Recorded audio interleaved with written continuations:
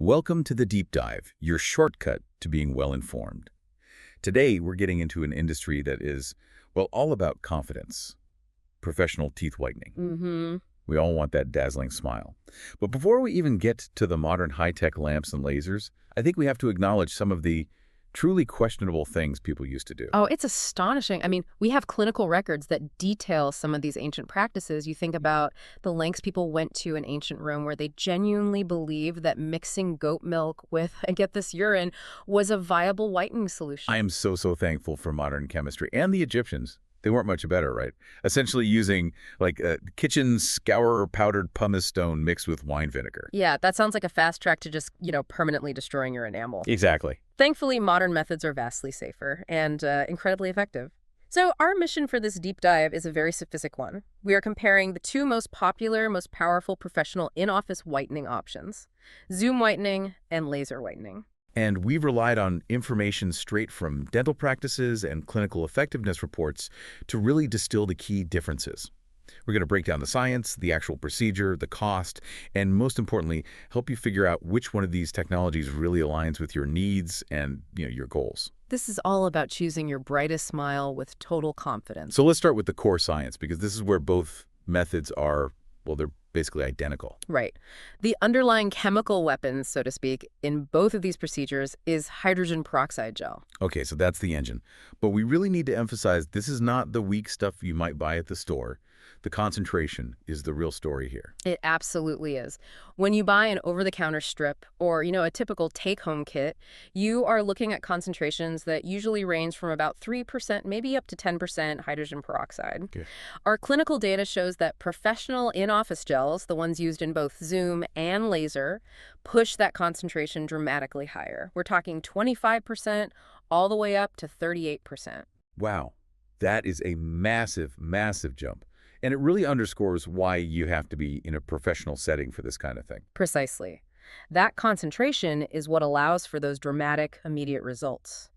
So when that high-powered gel is applied, the hydrogen peroxide starts to break down, and it releases what are called oxygen radicals. And those oxygen radicals, those are the bleaching agents, is that right? They are. The light or the laser is simply the catalyst, is the trigger. It provides the energy needed to speed up the whole process. We call it photooxidation. I see.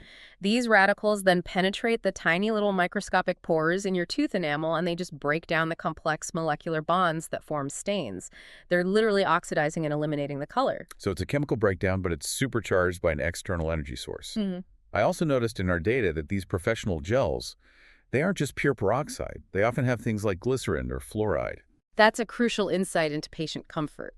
Those additives are absolutely there to improve the consistency of the gel, reduce the risk of dehydration, and most importantly, minimize the inevitable side effect of sensitivity. Right. When you're using 38% peroxide, safety and comfort protocols are engineered right into the product itself. Okay, so we know the chemical is the same, a highly concentrated peroxide that oxidizes stains.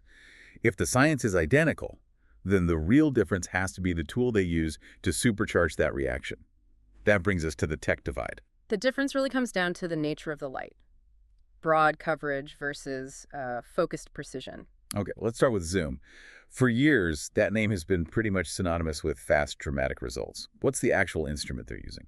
So Zoom, specifically the Philips Zoom Speed system, uses a special visible LED light. Sometimes people call it a UV lamp, but it's essentially a specialized light source. The big advantage here is its coverage. Yeah, it acts like a floodlight for your whole smile.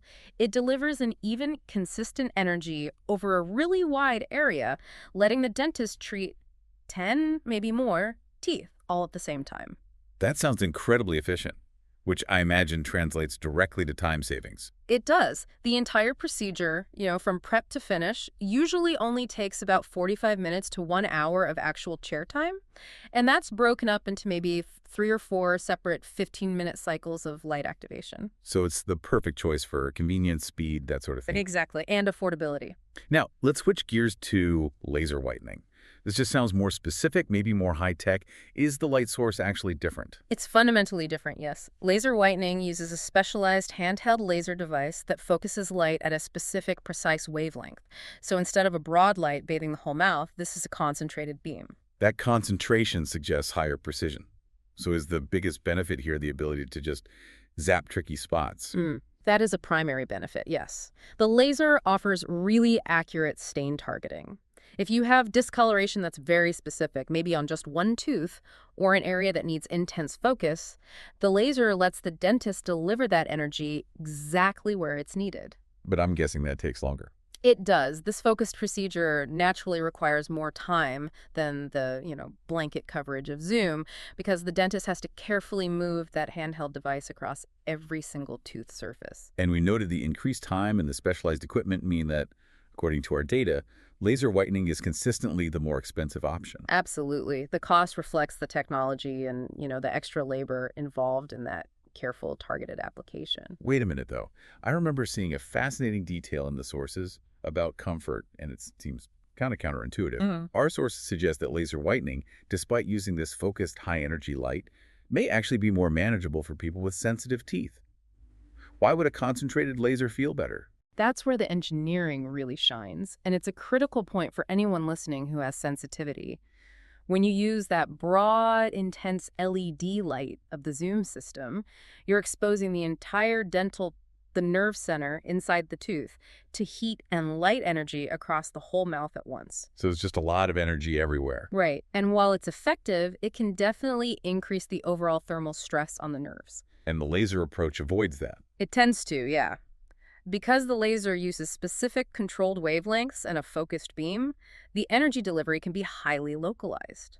This approach often results in less overall thermal load being transferred to the nerve, which can translate to less post-treatment sensitivity for some patients. So it's a trade-off. You're sacrificing speed for better comfort control. That's the choice, exactly. Okay, that makes perfect sense. Now let's talk about effectiveness, because that's why people are making the investment.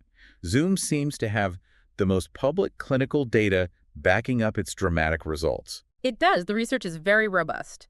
When that 38% peroxide is activated by the LED light, the resulting oxidation is powerful. The key statistic you always hear is achieving up to 8 shades whiter in just one session. That's a massive transformation in under an hour. It really is. Okay, but 8 shades sounds a little arbitrary. Yeah. For the listener, can you just clarify how shades are even measured? Not at all. It's quite standardized. Dentists use visual references, most commonly what's called the Vita Classical Shade Guide. It's a scale that moves from darker, more saturated shades to lighter ones. So moving 8 positions on that scale means you are getting a visibly dramatic, sometimes life-changing color shift. Since this involves such powerful chemicals, walk us through the actual patient experience. What are the safety protocols? It sounds like it's a lot more than just smearing on some gel.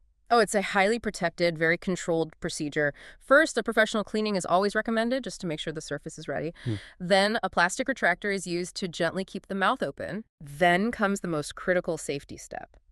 They apply a protective barrier, often a liquid rubber dam, and carefully place it over all the soft tissues, your gums, your lips, your cheeks. Why such extreme isolation? Because that high concentration of peroxide, that 25% to 38%, is caustic. If it touches your soft tissues, it will cause a chemical burn. That protective dam is non-negotiable, and it really highlights why you could never do this safely at home. I see. The patient is totally isolated and also wears specialized glasses with a visible light filter to protect their eyes from that high-intensity light. So the whole process is highly standardized and safe because the professionals take such extreme measures to keep the chemicals only on the enamel. Absolutely. Safety is paramount, and these steps ensure that the only temporary side effects are manageable. Speaking of side effects, what are those temporary risks? Well, both methods, when done correctly, have little to no long-term effect. The most common immediate side effects are temporary tooth sensitivity, often described as sharp zingers, which can last a few days, and maybe some minor localized gum irritation if any gel briefly touched the tissues. And that usually clears up quickly. Oh yeah, that irritation usually resolves completely within 24 to 48 hours. And how do dentists try to combat that sensitivity before it even starts? Proactive measures are really key. Dentists often recommend patients use a desensitizing toothpaste for a week or 2 before the procedure. They might also apply a topical fluoride gel to the teeth right before the whitening process to strengthen the enamel. Okay. Before we get into the final recommendations, let's talk about the investment. We've established laser is generally more expensive. What's the price bracket we're talking about? For the procedure itself, the costs can range pretty significantly depending on location and the dentist, but you're generally looking at somewhere between $500 and $1,500. And lasers on the higher end of that. Yes, laser typically occupies the higher end of that range, pushing closer to that $1,500 mark, sometimes even more, because of the equipment and the time commitment. So we've covered the science, the safety, and the cost. Yeah. For the listener trying to make this decision, what's the ultimate priority matrix? When should I choose laser and when should I choose zoom? If we connect this to the bigger picture, the choice really rests on balancing your budget, your time, and your specific cosmetic needs. Okay, so walk us through the laser recommendation first. Right. Who's the ideal candidate? Laser whitening is what we'd recommend if you're addressing a very specific, highly targeted stain that needs accuracy, maybe discoloration from an old injury or something. I see. And crucially, it's also probably the better choice if you already have known. Moderate to high tooth sensitivity. The focused energy can lead to a more comfortable process. The trade-off is, more time and a higher cost. And zoom is the ultimate efficiency tool. Exactly. Zoom is ideal if your priority is convenience, speed, and that big overall dramatic impact. If you need fast results for an upcoming event, a wedding, a job interview, that 45-minute to 1-hour chair time delivers those powerful results quickly and usually at a more accessible price. Now, we do need to set some realistic expectations. Whitening isn't a silver bullet for every single person. This is maybe the most important caveat. Success varies dramatically based on the type of stain you have. What kind of stains respond best to this kind of oxidation? Whitening works best on what we call extrinsic surface stains. So things caused by common culprits like coffee, tea, red wine, smoking. These tend to have a yellow undertone, and they respond beautifully to peroxide. And what are the tougher stains?